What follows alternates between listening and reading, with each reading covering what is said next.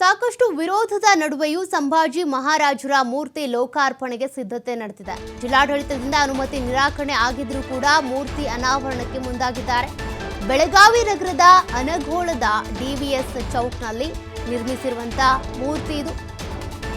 ಶಿವಾಜಿ ವಂಶಸ್ಥರನ್ನ ಕರೆಸಿ ಬಿಜೆಪಿ ಶಾಸಕ ಅಭಯ್ ಪಾಟೀಲ್ ಅವರು ಅನಾವರಣಗೊಳಿಸಿದ್ದಾರೆ. ಅನಾವರಣ ಕ್ರೆಡಿಟ್ಗಾಗಿ ಸತೀಶ್ ಜಾರಕಿಹೊಳಿ ಹಾಗೂ ಅಭಯ್ ಪಾಟೀಲ್ ನಡುವೆ ಫೈಟ್ ನಡೀತಾನೆ ಇತ್ತು. ಸತೀಶ್ ಜಾರಕಿಹೊಳಿ ಅವರು ಮೊನ್ನೆಯಷ್ಟೇ ಇನ್ನೂ ಒಂದೆರಡು ತಿಂಗಳು ಈ ಮೂರ್ತಿ ಅನಾವರಣ ಮುಂದೂಡ್ಲಿ, ಇನ್ನು ಕೂಡ ಕಾಮಗಾರಿಗಳು ಬಾಕಿ ಇದೆ, ಅಲ್ಲಿ ಅರ್ಧಂಬರ್ಧ ಇರುವಾಗ ನಡೆಸೋದು ಬೇಡ ಅಂತ ಹೇಳಿದ್ರು. ಬಟ್ ಹೀಗಿದ್ರೂ ಕೂಡ ಬಿಜೆಪಿ ನಾಯಕರು ಏನಿದ್ದಾರೆ ಮೂರ್ತಿ ಅನಾವರಣ ಮಾಡೇ ಬಿಟ್ಟಿದ್ದಾರೆ. ಅಭಯ್ ಅನಾವರಣ ಬೆನ್ನಲ್ಲೇ ಮತ್ತೊಮ್ಮೆ ಲೋಕಾರ್ಪಣೆ ಆಗುತ್ತಾ ಹಾಗಾದ್ರೆ ಮೂರ್ತಿ ಅಂತ ಜಿಲ್ಲಾಡಳಿತ ಹಾಗೂ ಪಾಲಿಕೆ ಸೇರಿದಂತೆ ಸರ್ಕಾರದ ವತಿಯಿಂದ ಕೂಡ ಮತ್ತೊಮ್ಮೆ ಉದ್ಘಾಟನೆ ಮಾಡಬೇಕು ಅಂತ ಪ್ಲಾನ್ ಮಾಡ್ತಾ ಇದ್ದಾರಂತೆ. ಉಸ್ತುವಾರಿ ಸಚಿವ ಸತೀಶ್ ಜಾರಕಿಹೊಳಿ ಅವರ ನೇತೃತ್ವದಲ್ಲಿ ಮತ್ತೊಮ್ಮೆ ಸಂಭಾಜಿ ಮಹಾರಾಜರ ಮೂರ್ತಿಯನ್ನ ಅನಾವರಣಗೊಳಿಸೋದಕ್ಕೆ ಪ್ಲಾನ್ ನಡೀತಾ ಇದೆ. ಇನ್ನೇನು ಕೆಲವೇ ದಿನಗಳಲ್ಲಿ ಅದ್ಧೂರಿ ಕಾರ್ಯಕ್ರಮದ ಮೂಲಕ ಲೋಕಾರ್ಪಣೆಗೆ ಚಿಂತನೆ ನಡೀತಾ ಇರೋದು ಸರ್ಕಾರದ ಮೂಲಕ. ಈ ಮೂಲಕ ಶಾಸಕ ಅಭಯ್ ಪಾಟೀಲ್ಗೆ ಟಕ್ಕರ್ ಕೊಡುವುದಕ್ಕೆ ಅಂತ ಸತೀಶ್ ಜಾರಕಿಹೊಳಿ ಅವರು ಸಜ್ಜಾಗಿದ್ದಾರೆ. ಅವರು ಕೂಡ ಅದನ್ನೇ ಹೇಳ್ತಾ ಇದ್ರು, ಇನ್ನೂ ಕೂಡ ಅಲ್ಲಿ ಒಂದಷ್ಟು ಕಾಮಗಾರಿ ಏನಿದೆ ಕಂಪ್ಲೀಟ್ ಆಗಿಲ್ಲ, ಅರ್ಧಂಬರ್ಧ ಇರುವಾಗಲೇ ಯಾಕೆ ಅವಸರ ಮಾಡ್ತಾ ಇದ್ದಾರೆ ಈ ಅನಾವರಣಕ್ಕೆ ಅಂತ. ಬಟ್ ಹಾಗಿದ್ರೂ ಕೂಡ ಜಿಲ್ಲಾಡಳಿತ ಪಾಲಿಕೆ ಇದಕ್ಕೆ ಅನುಮತಿ ಕೊಡದೇ ಇದ್ರೂ ಮೆರವಣಿಗೆ ಮಾಡಿ ಅದಾದ ಬಳಿಕ ಈಗ ಮೂರ್ತಿಯ ಅನಾವರಣ ಕೂಡ ಆಗಿದೆ. ಬಟ್ ಹೀಗೆ ಇಲ್ಲಿಗೆ ಬಿಡೋದಿಲ್ಲ ಸತೀಶ್ ಜಾರಕಿಹೊಳಿ ಅವರು. ಸರ್ಕಾರದ ವತಿಯಿಂದ ಕೂಡ ದೊಡ್ಡ ಮಟ್ಟದಲ್ಲಿ ಅದ್ಧೂರಿಯಾಗಿ ಈ ಮೂರ್ತಿಯ ಅನಾವರಣ ಮಾಡಬೇಕು ಅಂತ, ಉದ್ಘಾಟನೆ ಮಾಡಬೇಕು ಅಂತ ಪ್ಲಾನ್ ಮಾಡ್ಕೊಂಡಿದ್ದಾರಂತೆ. ಅದು ಕೂಡ ಯಾವಾಗ ಆಗುತ್ತೆ ನೋಡಬೇಕು.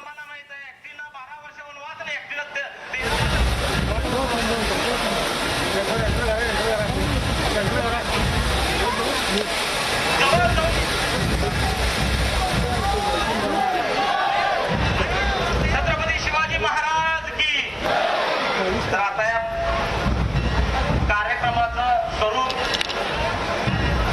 राजेंचं स्वागत. तर ज्या अनगोळगावच्या इतिहासामधील भाग्याचा दिवस, कारण छत्रपति शिवाजी महाराज. ಮತ್ತಷ್ಟು ಡೀಟೇಲ್ಸ್ ಕೊಡ್ತಾರೆ ಪ್ರತಿನಿಧಿ ಶ್ರೀಧರ್ ಕೋಟಾರಗಸ್ತಿ. ಶ್ರೀಧರ್, ಈಗಾಗಲೇ ಬೆಳಗಾವಿಯಲ್ಲಿ ಸಂಭಾಜಿ ಮಹಾರಾಜರ ಮೂರ್ತಿ ಅನಾವರಣಕ್ಕೆ ಸಂಬಂಧಪಟ್ಟಂತೆ ಸತೀಶ್ ಜಾರಕಿಹೊಳಿ ಹಾಗೂ ಅಭಯ್ ಪಾಟೀಲ್ ಅವರ ನಡುವೆ ಜಟಾಪಟಿ ನಡೀತಾ ಇತ್ತು. ಬಟ್ ಈಗ ಒಂದ್ಸಲ ಅಭಯ್ ಪಾಟೀಲ್ ಅವರ ಕಡೆಯಿಂದ ಅನಾವರಣ ಆಗಿದೆ, ಮತ್ತೊಂದ್ಸಲ ಸಚಿವ ಸತೀಶ್ ಜಾರಕಿಹೊಳಿ ಅವರು ಕೂಡ ಅನಾವರಣ ಮಾಡ್ತಾರಂತೆ. ಹೇಗೆ ನಡೆಯುತ್ತೆ ಈ ಜಟಾಪಟಿ, ಕ್ರೆಡಿಟ್ ವಾರ್?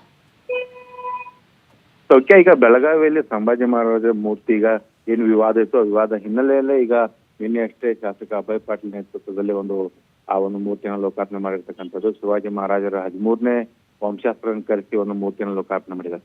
ಜಿಲ್ಲಾಡಳಿತ ಮಹಾನಗರ ಪಾಲಿಕೆ ಅನುಮತಿ ನಿರಾಕರಿಸಿದ್ರು ಕೂಡ ಏನು ನಿಯೋಜಿತ ಕಾರ್ಯಕ್ರಮದಂತೆ ಒಂದು ಬೃಹತ್ ಶೋಭಾಯಾತ್ರೆ ನಡೆಸುವ ಮೂಲಕ ಈ ಒಂದು ಮೂರ್ತಿಯನ್ನು ಲೋಕಾರ್ಪಣೆ ಮಾಡಲಾಗಿದೆ. ಆದ್ರೆ ಇದು ಅನಧಿಕೃತವಾದಂತಹ ಮೂರ್ತಿ ಲೋಕಾರ್ಪಣೆ. ಯಾಕಂದ್ರೆ ಅದು ಸರ್ಕಾರದಿಂದ ನಿರ್ಮಾಣ ಮಾಡಿರ್ತಕ್ಕಂಥ ಏನು ಸಂಭಾಜಿ ಮಹಾರಾಜರ ಮೂರ್ತಿ ಏನಿದೆ ಅದನ್ನ ಏನು ಅಧಿಕೃತವಾಗಿ ಜಿಲ್ಲಾಡಳಿತ ಮತ್ತು ಮಹಾನಗರ ಪಾಲಿಕೆಯಿಂದ ಒಂದು ಏನು ಲೋಕಾರ್ಪಣೆ ಮಾಡೋದಕ್ಕೂ ಕೂಡ ಈಗ ಜಿಲ್ಲಾಡಳಿತ ಸಿದ್ಧತೆ ಮಾಡ್ಕೊಂಡಿರ್ತಕ್ಕಂಥದ್ದು. ಶೀಘ್ರದಲ್ಲೇ ದಿನಾಂಕವನ್ನು ಕೂಡ ನಿಗದಿ ಮಾಡಲಾಗುತ್ತೆ. ಉಸ್ತುವಾರಿ ಸಚಿವ ಸತೀಶ್ ಜಾರಕಿಹೊಳಿ ಒಂದು ನೇತೃತ್ವದಲ್ಲಿ ಒಂದು ಅಧಿಕೃತವಾಗಿ ಒಂದು ಲೋಕಾರ್ಪಣೆ ಆಗುತ್ತೆ ಅನ್ನೋಂಥ ಮಾಹಿತಿ ಈಗ ಲಭ್ಯ ಆಗ್ತಾ ಇದೆ. ಅದು ಪ್ರಮುಖವಾಗಿ ಈ ಹಿಂದೆ ಕೂಡ ಬೆಳಗಾವಿ ರಾಜ್ಯ ಹಂಸಘಟ್ಟದಲ್ಲಿ ಕೂಡ ಶಿವಾಜಿ ಮಹಾರಾಜರ ಮೂರ್ತಿ ಉದ್ಘಾಟನೆ ವೇಳೆ ಕೂಡ ಇದೇ ರೀತಿ ಸಚಿವ ಲಕ್ಷ್ಮೀ ಹೆಬ್ಬಾಳ್ಕರ್ ಏನು ಹಾಗೆ ಅಂದು ಶಾಸಕಿಯಾಗಿದ್ದಂತ ಲಕ್ಷ್ಮೀ ಹೆಬ್ಬಾಳ್ಕರ್ ಮತ್ತು ಅಂದು ಜಿಲ್ಲಾ ಉಸ್ತುವಾರಿ ಸಚಿವರಾಗಿರ್ತಕ್ಕಂಥ ರಮೇಶ್ ಜಾರಕಿಹೊಳಿ ಮಧ್ಯೆ ಒಂದು ಕ್ರೆಡಿಟ್ಗಾಗಿ ಒಂದು ಫೈಟ್ ನಡೆದಿತ್ತು. ಆಗ್ಲೂ ಕೂಡ ಏನು ಆಗಲೂ ಕೂಡ ಲಕ್ಷ್ಮೀ ಹೆಬ್ಬಾಳ್ಕರ್ ಒಂದು ನಿಗದಿಯಂತೆ ಒಂದು ಆ ಮೂರ್ತಿ ಲೋಕಾರ್ಪಣೆ ಮಾಡಿದ್ರು. ತದನಂತರ ರಮೇಶ್ ಜಾರಕಿಹೊಳಿ ಅದನ್ನ ಸಿಎಂ ಬೊಮ್ಮಾಯಿ ಅವರ ಹೆಸರಿನ ಲೋಕಾರ್ಪಣೆ ಮಾಡುವಂತ ಕೆಲಸವನ್ನು ಮಾಡಿದ್ರು. ಈಗಲೂ ಕೂಡ ಅದೇ ರೀತಿಯ ಒಂದು ಜಟಾಪಟಿ ನಡೀತಾ ಇದೆ. ಹಾಗಾಗಿ ಕ್ರೆಡಿಟ್ಗಾಗಿ ಏನು ಬಿಜೆಪಿ ಕಾಂಗ್ರೆಸ್ ಮಧ್ಯೆ ಏನು ಪಾಲಿಟಿಕ್ಸ್ ಇದೆ, ಮೂರ್ತಿ ಪಾಲಿಟಿಕ್ಸ್ ಮುಂದುವರೆದಿದೆ ಅಂತ ಹೇಳ್ಬೋದು. ಸದ್ಯಕ್ಕೆ ಈಗ ಅನಧಿಕೃತವಾಗಿ ಏನು ಶಾಸಕ ಅಭಯ್ ಪಾಟೀಲ್ ಏನು ನೇತೃತ್ವದಲ್ಲಿ ಬೆಳಗಾವಿ ಮಹಾನಗರ ಪಾಲಿಕೆ ಬಿಜೆಪಿ ಏನು ಆಡಳಿತದಲ್ಲಿದೆ. ಹಾಗಾಗಿ ಮೇಯರ್ ಅವ್ರನ್ನ ಮುಂದಿಟ್ಟುಕೊಂಡು ಈ ಒಂದು ಮೂರ್ತಿಯನ್ನು ಲೋಕಾರ್ಪಣೆ ಮಾಡಿರ್ತಕ್ಕಂಥದ್ದು. ಆದ್ರೆ ಜಿಲ್ಲಾಡಳಿತ ಮತ್ತು ಮಹಾನಗರ ಪಾಲಿಕೆನ ಮತ್ತೊಮ್ಮೆ ಒಂದು ಮೂರ್ತಿ ಲೋಕಾರ್ಪಣೆಗೆ ಈಗ ಸಿದ್ಧತೆ ಕೂಡ ನಡೆಸ್ತಾ ಇದ್ದಾರೆ. ಜೊತೆಗೆ ಯಾವ ದಿನಾಂಕದಲ್ಲಿ ಮಾಡ್ತಾರೆ ಅನ್ನೋದು ಕೂಡ ಶೀಘ್ರದಲ್ಲೇ ದಿನಾಂಕವನ್ನ ನಿಗದಿ ಮಾಡ್ತೀವಿ ಅನ್ನೋಂತ ಮಾತನ್ನು ಕೂಡ ಈಗ ಏನು ಸ್ಥಳೀಯವಾಗಿ ಮಾತುಗಳು ಕೇಳಿ ಬರ್ತಾ ಇದೆ. ಸೌಖ್ಯ. Thank you Sridhar ಡೀಟೇಲ್ಸ್ಗೆ.